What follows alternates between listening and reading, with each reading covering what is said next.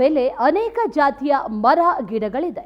ಅನೇಕ ಔಷಧೀಯ ಸಸ್ಯಗಳು ನಮ್ಮ ಜೀವವನ್ನು ಉಳಿಸಿದ್ರೆ ಇನ್ನು ನಮಗೇ ಗೊತ್ತಿಲ್ಲದೆ ಅನೇಕ ಅಪಾಯಕಾರಿ ಸಸ್ಯಗಳು ಕೂಡ ಇದೆ. ಒಂದು ಗಿಡ ನಮ್ಮ ಪ್ರಾಣವನ್ನೇ ತೆಗೆಯುತ್ತೆ, ಜೊತೆಗೆ ಆತ್ಮಹತ್ಯಾ ಭಾವನೆಯನ್ನು ನಮಗೆ ಬರೆಸಿ ನಾವೇ ಸಾಯುವಂತೆ ಮಾಡುತ್ತೆ ಅಂತ ಅಂದರೆ ನೀವಿದನ್ನು ನಂಬಲೇಬೇಕು. ಈ ಸಸ್ಯದ ಹೆಸರು ಜಿಂಪಿ ಅಂತ. ಇದು ವಿಶ್ವದ ಅತ್ಯಂತ ಅಪಾಯಕಾರಿ ಸಸ್ಯ ಹಾಗೂ ಇದನ್ನು ಸೂಸೈಡ್ ಪ್ಲಾಂಟ್ ಅಂದರೆ ಆತ್ಮಹತ್ಯಾ ಸಸ್ಯ ಅಂತ ಕರೀತಾರೆ. ಈ ಗಿಡವನ್ನು ಅಪ್ಪಿತಪ್ಪಿಯೂ ಕೂಡ ಮನೆಗೆ ತರಲೇಬಾರ್ದು.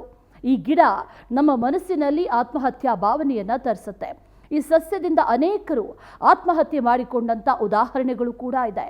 ಇನ್ನು ಇದನ್ನು ಮುಟ್ಟಿದ್ರೆ ದರಿದ್ರವನ್ನು ಆಹ್ವಾನಿಸಿದಂತೆ. ಅದರ ಎಲೆಗಳ ಮೇಲೆ ಇರುವಂಥ ಮುಳ್ಳಿನ ರೀತಿಯ ಅಂಶಗಳು ಮಾನವನ ದೇಹದ ಯಾವುದೇ ಭಾಗಕ್ಕೆ ತಾಗದ್ರೂ ಕೂಡ ಅದನ್ನು ತೆಗೆದು ಹಾಕೋದು ಕಷ್ಟ. ಅದು ಸುಮಾರು 1 ವರ್ಷದವರೆಗೂ ಕೂಡ ಹಾಗೇ ಇರುತ್ತೆ ಅಂತ ಹೇಳಲಾಗುತ್ತೆ. ಈ ರೀತಿ ತಾಗಿದವರು ಹಲವಾರು ಬಾರಿ ಅಸಹಾಯಕರಾಗಿ ಆತ್ಮಹತ್ಯೆಗೆ ಶರಣಾಗಿರೋದು ಕೂಡ ಇದೆ.